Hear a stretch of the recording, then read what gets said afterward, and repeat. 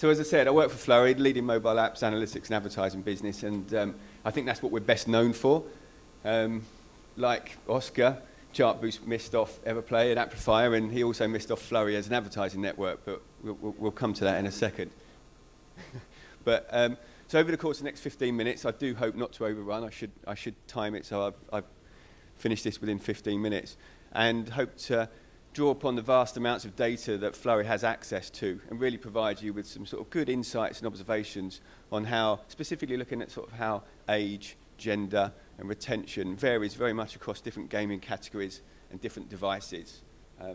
Ultimately, Flurry exists to provide developers with the knowledge and the tools to understand how consumers are interacting with their applications. So, using analytics data to really understand how people are using your apps, so then you can plan not only your game design, but also plan your retention, your monetization, and your acquisition strategies. So there's going to be a few stats here. Flurry is very big on data. It's very big on analytics. So I hope it's not too dry for you. Please keep up, or try and keep up, and I hope some of the graphs are going to be really useful for you.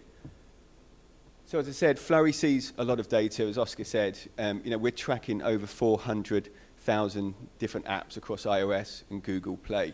We believe that our SDK is integrated into apps that appear within 90% of all smart devices in the world. So, so that's why Flurry is sort of seen upon as sort of as very much a knowledge center when it comes to mobile app data. 90% of all app usage is around 1 billion devices or 1.1 billion devices. So, we're drawing this data from a large plethora of smart devices in the world. Some data points that we see, we're seeing 28,000 app sessions every single second in the world. And on a monthly basis, we see 1.3 trillion unique actions or events. Bar Facebook, no one apart from Flurry tracks more mobile data. So as I've sort of just alluded to, I think we're most widely known as an analytics company. When I mention Flurry, people go, oh yeah, Flurry Analytics. But Flurry's free. It will always be free as an analytics tool. We make our money from advertising. We help developers acquire new users through our acquisition tools, and we also help developers and publishers monetize their app inventory. And if anyone wants to speak to me about that afterwards, please do so. But for the purpose of this presentation, I very much want to provide you sort of an overview of the app ecosystem and then looking specifically at some of the gaming categories. Before I do that, it's probably just worthwhile just reminding ourselves how important mobile apps are to the way that we as consumers actually access content through the mobile phone. Increasingly mobile means apps. You can just see here from the amount of time spent in apps has grown from 73% in 2011 to 87% in 2013. So, mobile does mean apps. And increasingly mobile does mean global as well.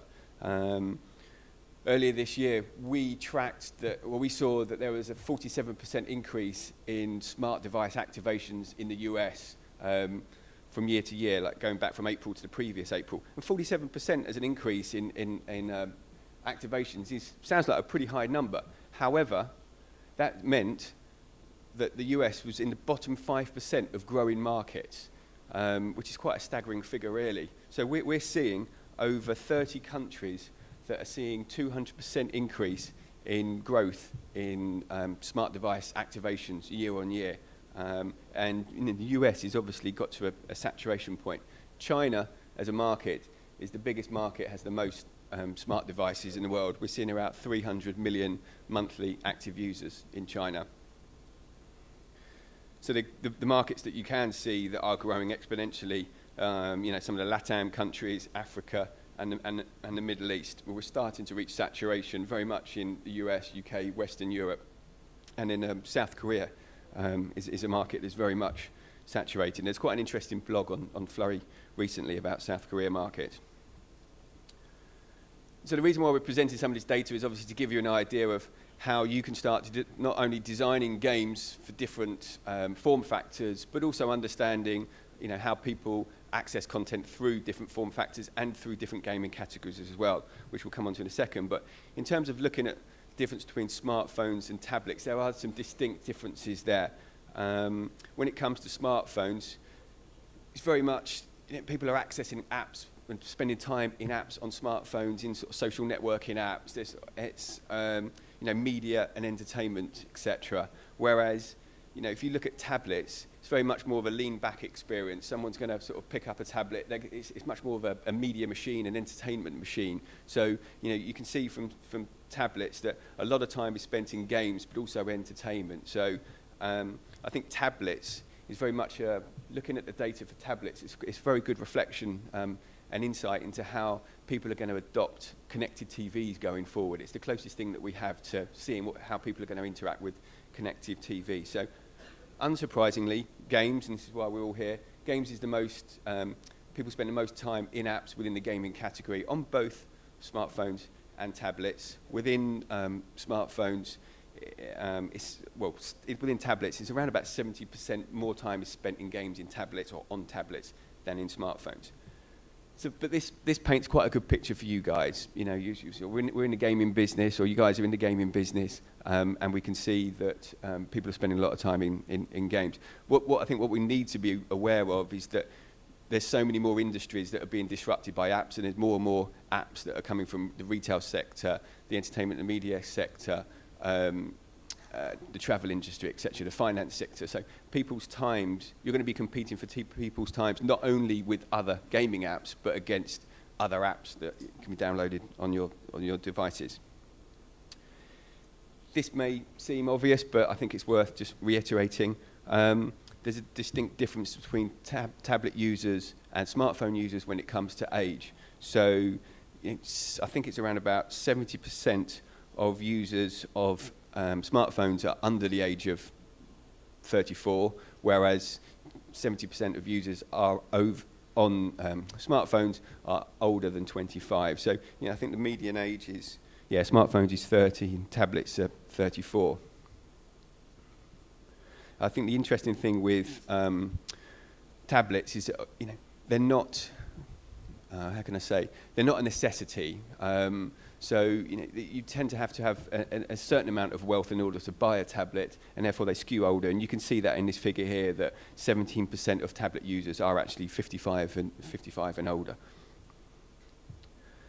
So I include this slide really just to sort of draw upon some of the analogies regarding advertising as well. And why this is important to see is that there's very much a correlation between the time that people spent within apps, or that peak period when time spent within apps, very much mirrors that of a traditional TV prime time viewing experience. So you can see in the shaded area that between 7 and 9, between 7 and 9 p.m., which is the traditional time for people to sit down and watch prime time TV shows, that's also the peak for when people are using apps. So for tablets, which peaks higher, people are actually sitting down on the sofa in front of the TV. They're either going to be playing apps because the content on the TV doesn't hold their attention, or they're going to be using the tablets to add to their viewing experience by chatting on Facebook, on Twitter and Facebook, etc. So they're adding to their particular experience there. So with smartphones, there tends to be less of a peak, and you're using apps sort of across.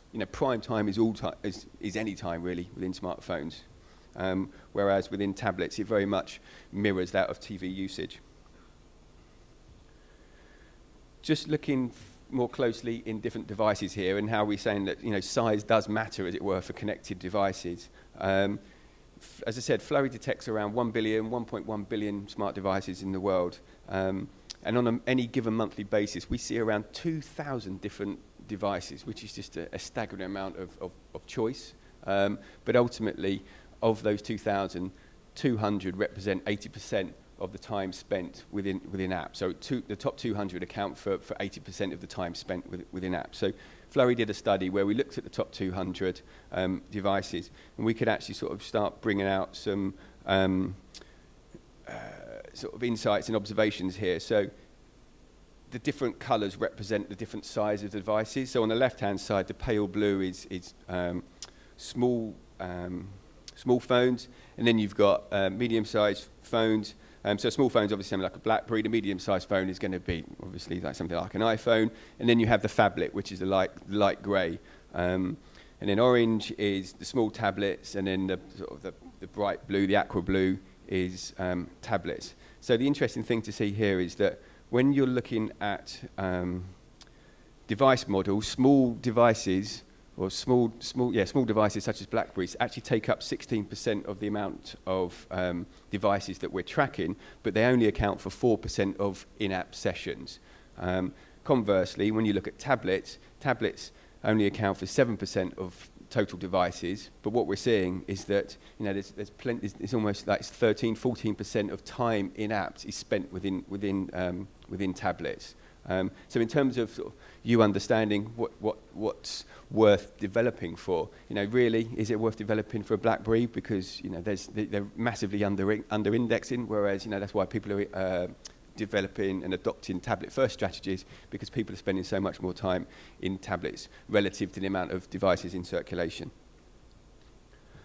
And then if you're specifically looking at games, then you can see that when it comes to tablets again, if you combine phablets, small tablets and large tablets, 30% of the time spent in games is spent within these particular devices.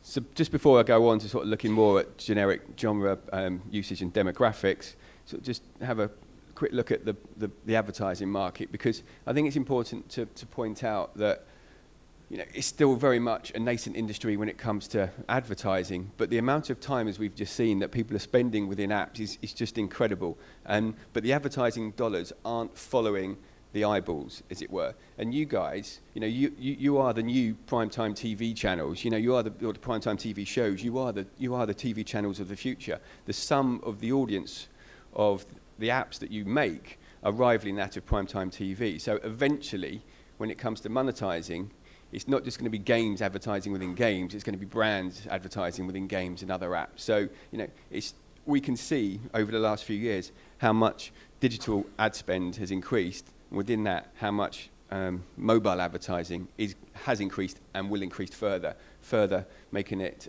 more attractive for developers to monetize their apps, not only through in-app purchase, but through advertising. So in this study, Flurry looked at how age, gender, and retention varied across different game types and different devices. And we looked at the top 200 iOS apps, which accounted for around about 450 million monthly active users. And for comparison purposes, we put them into different groups. So on this chart here, we can see how we've divided different game types by age and by gender. And on the bottom, we have a sliding scale of female. So on the right-hand side, you're 100% woman. On the top right, you're going from bottom to top, we're looking at age. So essentially, games in the top right are preferred by older women, and games in the bottom left are preferred to be played by younger men. When it comes to the games in the bottom left, that's obviously where we're seeing the biggest cluster. Strategy games, shooter games, racing games, etc. This is your archetypal boy or man, young man in his den playing these types of games. Whereas, when you look at something like slots or solitaire, very much played by an older woman. The interesting thing, I think, from this particular chart is where you look at quadrant 2. Essentially, apart from casino/poker, on average, older men like me aren't actually playing too many games. So I think anyone that can use this data to understand that that's a huge potential there. So anyone that can develop a different type of game to appeal to older men that's not a casino or a poker app is going to potentially make a lot of money, because they are going to be tapping into a new market. Conversely, it's quite interesting to see from the chart that younger women in general don't seem to be playing that many games. Okay, everyone plays endless runners, but the far right-hand bottom corner, young women when it comes to apps, they're probably busier on sort of text apps, messaging apps, social networking apps, etc. So they're not. It doesn't seem to be from this that they're playing too many games. Obviously, as they get older, they then enjoy playing social turn-based games much more, having an enhanced experience than sort of the young men that obviously like playing competitive games. So the reason why we plotted this is just for you to understand what the typical age and gender of different types of games looks like. And then we went one step further, and then we grouped them we looked at retention to try and understand how people have relationships with games. So we find that mobile gamers tend to prefer to play, probably a finite amount of games or types of games. They develop, highly predictable playing patterns. So in other words, they very much form relationships with their games. And savvy publishers or clever publishers or people who understand this are then developing gameplay techniques to ensure that they're maximising their retention and their monetization strategies. So when it comes to this, we used a sort of a dating analogy here. So we looked at people in relationship with games, whether they're committed, i.e. married, whether they're infatuated, whether they're playing the field, or whether they're just going steady with someone. So when it comes to people who are married to games or committed, then it tends to be sort of, and we've color-coded it, so you can see in the top right-hand corner where, management sim games, social turn-based games, we're seeing a lot of sessions per week, and we're also seeing very, very good retention rates. Whereas, people like who are playing, who are players who are promiscuous are going to be playing sort of casino poker apps, card battle, action RPG. So in the lower left-hand corner, we're seeing very much games that people are sort of adopting pretty quickly. They're spending little time in there before they move on. So in terms of your monetization strategies, it definitely varies. So understanding this, in the top right-hand corner, you have an awful lot of impressions. You will either monetize those users either through in-app purchases, but for those people who aren't spending, you're going to monetize by serving ad impressions who have no intention to spend. Whereas in the bottom left, you've really, really got to make sure that you've got in-app purchases to be used to monetize quite quickly. That's 15 minutes, is it? Or is that now, I'm now down to 20. That's done, is it? I've taken 20 minutes, cool. There's me saying that I was actually going to sort of whistle through this, but I can end it. I can end it? Okay, fine.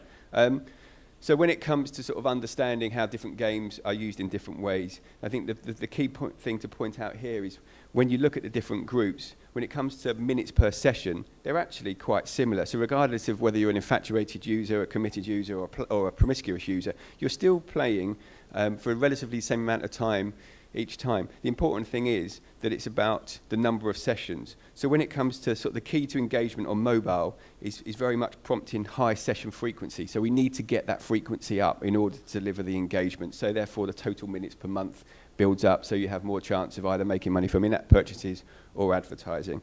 And then we also looked at how that structured by device as well. And then the interesting thing here is that when it comes to sessions per month, if it's on smartphones or tablets, the sessions per month is relatively similar, but the important thing here is minutes per session. So in order to get to the total minutes per session, your total engagement time, you really want to think about driving minutes per session. So it's just understanding how you can have appointment to play metrics and bringing that in. And then lastly, we just looked at how different gaming categories performed in different devices. And I think that the things to look here for is that, okay, strategy is reasonably similar in terms of the sweet spot, but the biggest ones we're seeing are around slots and solitaire, where people are playing slots and solitaires apps on iPads much more than they're playing those on smart devices. And then you can see to the right where you've got endless runners and card battle games, that those games are played very much on smartphones as opposed to tablets, which sort of makes sense because they're the type of games you're going to take out of your pocket, you're going to be in a queue for a bus or wherever, and you're just going to play those games for multiple sessions many times a day, as opposed to a lean-back experience like a slots or solitaire app. And I think that I'll just end it there, just to keep within time. Cheers, Oscar. Perfect. Thanks for that, Simon. So, for me, I think this is important stuff because if we don't understand the data, we're doomed to fail. But also, I think it just reinforces also that we need to make sure we're asking the right questions. I think one of the things I love about your sort of look down at the sort of gender and commitment bias is that it allows us to think about the sort of personality of players. Yeah. in more detail. And one of the things I think a lot of designers forget to do is to think about the audience in that kind of detail. And again, that's really, really useful stuff to do. Has anyone got any questions? Any questions? I have plenty, as always. So, I mean, one of the stats that I seem to remember you guys talked about was, this is a while ago, the average transaction value. I think the last time you did this was like 2011, maybe? I don't know if you, yeah. Oh, do you want to press the button? Can you?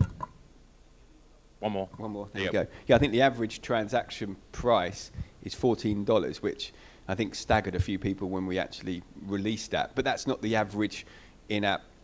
That's not the average value per user. That is because there's only you're only ever going to monetize 3% of your audience, and 97% aren't going to, as you know. So of that 3%, the average in-app purchase was $14, which is absolutely a staggering amount, as you're alluding to. I think it's absolutely staggering, and it also makes it helps us focus on what we're bringing in terms of value. There's a question at the back there. We have a question. We need the mic. Thanks.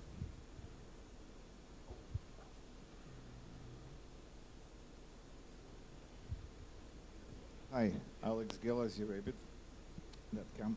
Question, I saw that the average session is between 4.7 to 7 minutes. And this is on iOS. Two questions. Android is the same, more or less? I think it's slightly less, but I should remember that, but I can't speak with authority. I don't want to give the wrong impression, but that information will be available on our blog, and I can pass it to you later. But I imagine it's going to be less. And next question, judging by the studies that you guys doing, is number of minutes per session is going down, stays stable, or increases? I couldn't hear that. Did you hear that, Oscar? The number of number of minutes per session is going up, down, stays the same. Trending over time. This data was pulled about 4 or 5 months ago, so I haven't got the trending data, but I can find that out for you. I think what we're seeing is that actually anecdotally app sessions are increasing in time. I imagine, though, there's a lot to do with the style of gameplay as well. I think, when you're talking, because you broke down that into genre, and I think if you think about the genres of those games, I think there's a tendency in some of those games to have those longer sessions anyway. Yeah. Is that fair? No, I think so, definitely, yeah. Thanks. Cool. I think this also goes further for me, because this kind of data allows us to think about not just mass market games, but also where we can be specialist.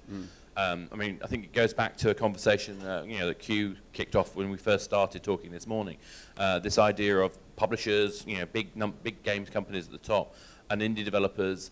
I think what we're seeing is a squeeze in the middle. Yeah. And a lot of the middle scale developers can't focus enough or have enough mass market. And so it actually, to me, comes down to classical marketing, where products end up, well, services in this case, end up being either niche or commodities. Does that make sense? Are you seeing something like that in the data at all? Yeah, and again, I think from what we're seeing in the data is that we definitely think that there is plenty of opportunity for the long tail. The sum of the revenue made from the long tail equals that of that inside the top 100. So it's a very much a democratic market. I know people complain and they're worried that only the biggest spenders can ever get a share of voice, but that really still should not stop people from making money, because what you want to do is, like the Chartboost guy said before, is that really you really got to find users who are going to play your game. So it doesn't matter if there's millions of them or a few hundred thousands or even thousands, you can still monetize them effectively.